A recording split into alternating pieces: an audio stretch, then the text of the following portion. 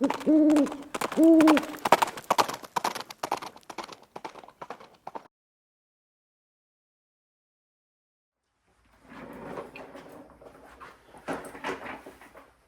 guys, it's Viejo here.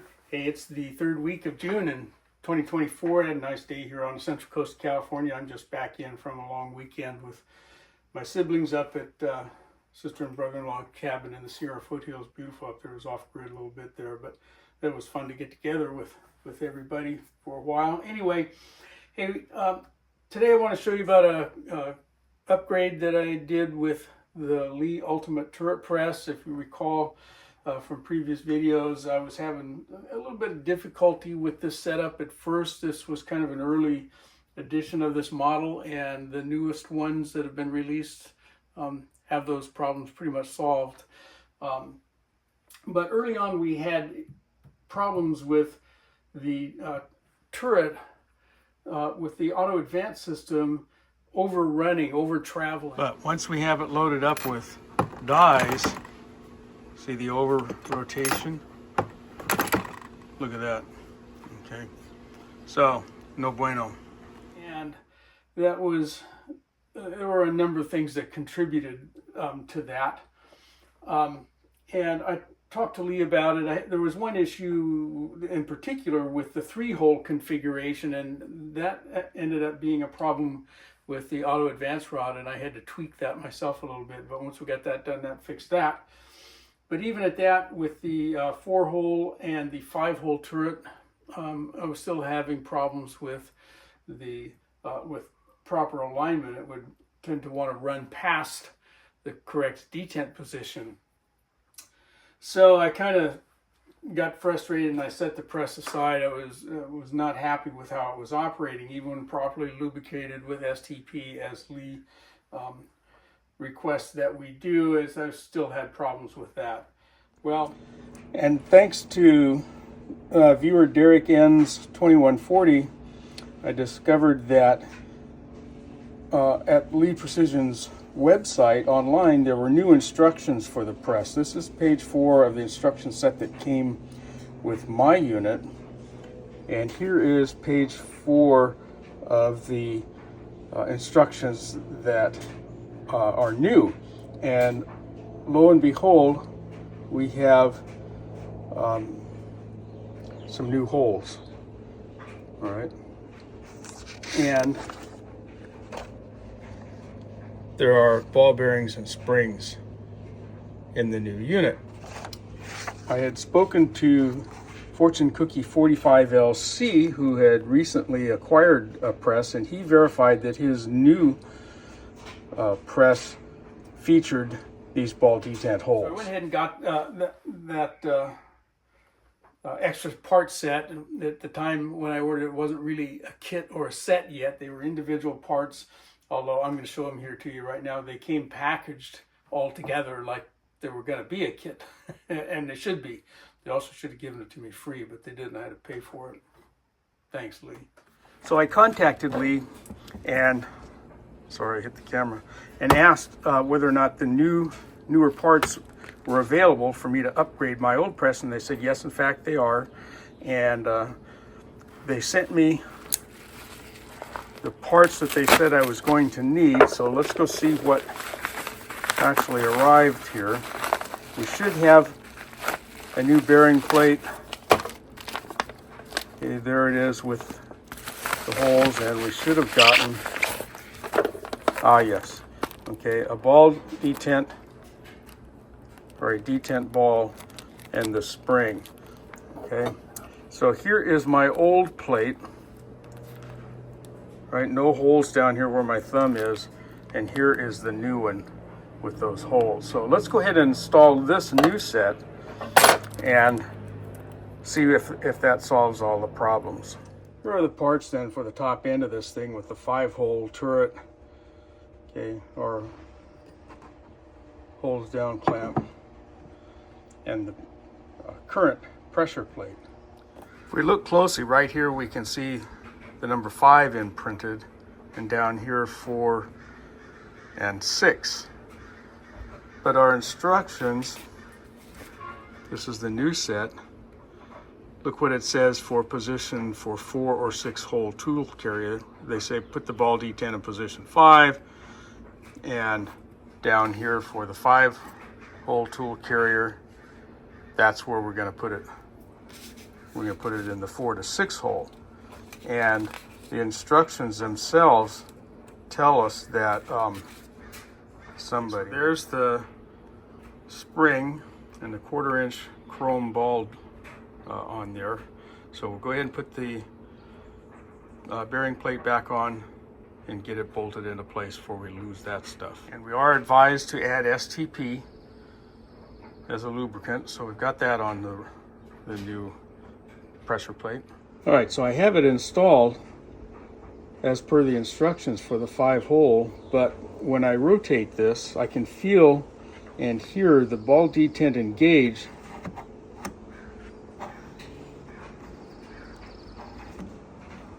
But it does not engage corresponding to those holes. And it's not a real solid engagement.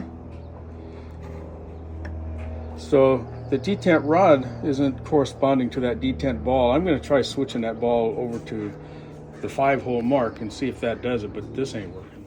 All right, now regardless of what the instructions say, I have my spring detent involved over here, or installed over here in the socket marked 5, and now that ball seems to correspond to the rod detent.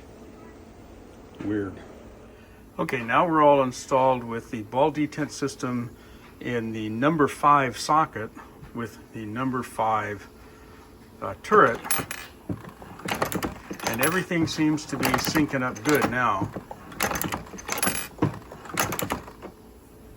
So we're going to get this loaded up with some bullets in the bullet feeder and some powder in the powder measure and give it a try. And if you get to really slamming this thing in here, you can get it to over rotate, all right, which we don't want to have happen.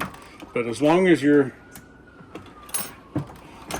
being fairly normal with it, as far as your pacing goes, it's going to come in here and index correctly. If you do need to run faster, you can still come back with our little pigtails here made out of the tie wraps, and you can go ahead and just reinstall those. You can put one here, you can put it around the back, you can put it on this one.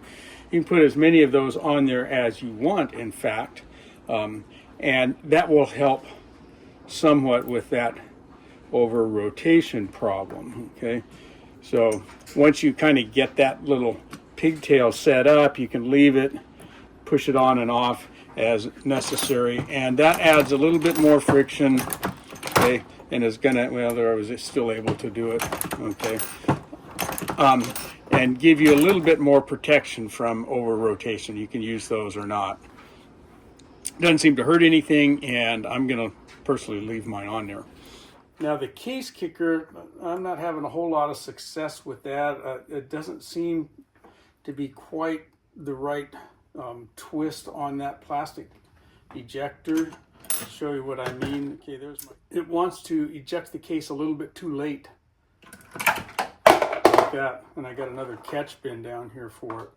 If I pop it,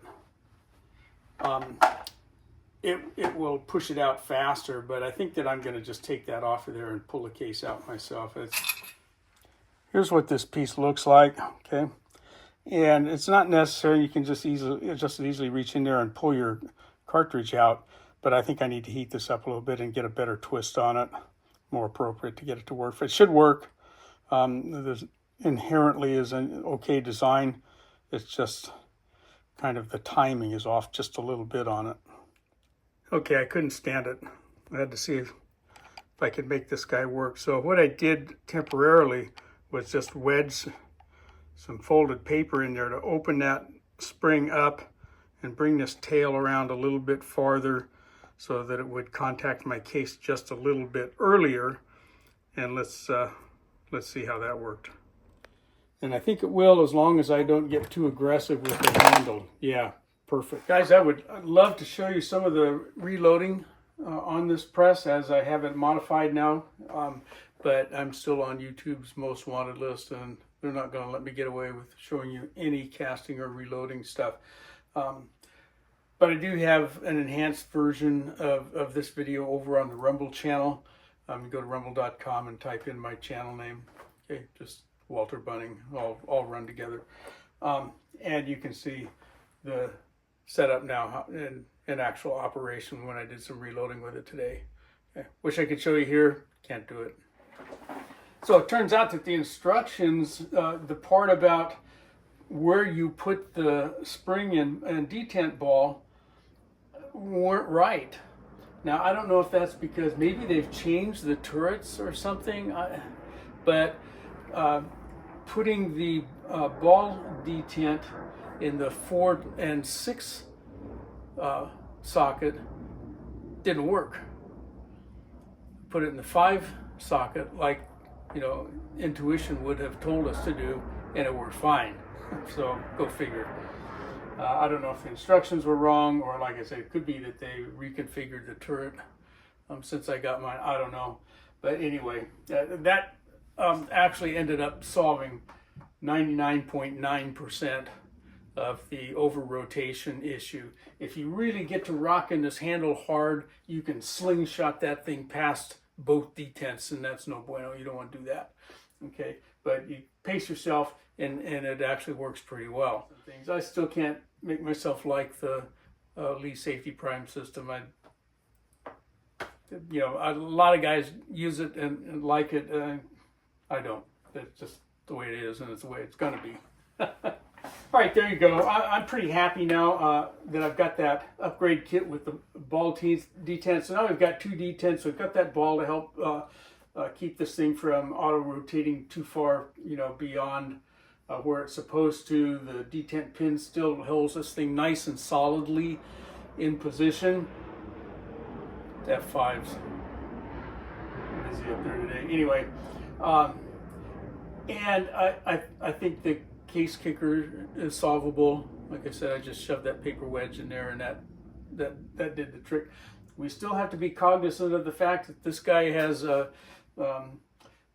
pace that it likes to go at, and doesn't like to go faster than that. And things start to happen if you get to running this thing too fast, at least on my copy of it.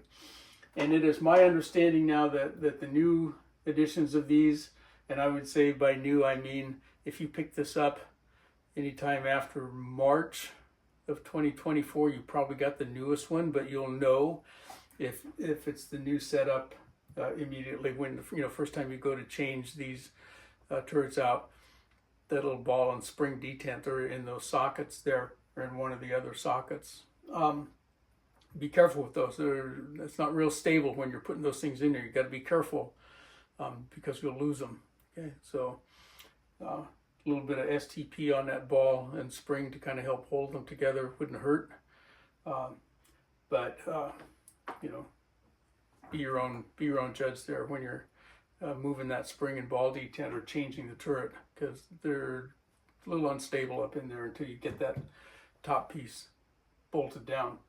I also think that our little cable tie idea up here is worthwhile to take note of. You can put as many of those on there as you think might be necessary to help smooth out and or control further our indexing. Okay, and that wasn't my idea. Somebody on Facebook posted that at one point, and one of my subscribers pointed it out, and I tried it, and it does help significantly. Once you get that set, you can easily slide that on and off of there at will if you want to use it or not. So there's that. As I said, I'm pretty happy with the setup now. I really like the 5 holes. I really like the breech lock system.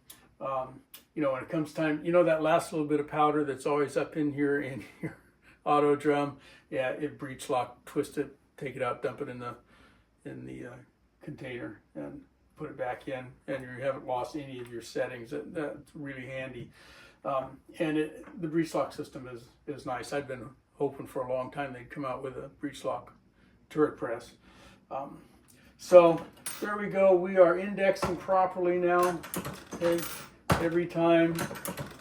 I haven't run this yet with the 3 or 6 or 4 hole. I may give it a try, but to be honest with you, 5 cranks on that arm is all I want to do per round. I don't want to do 6.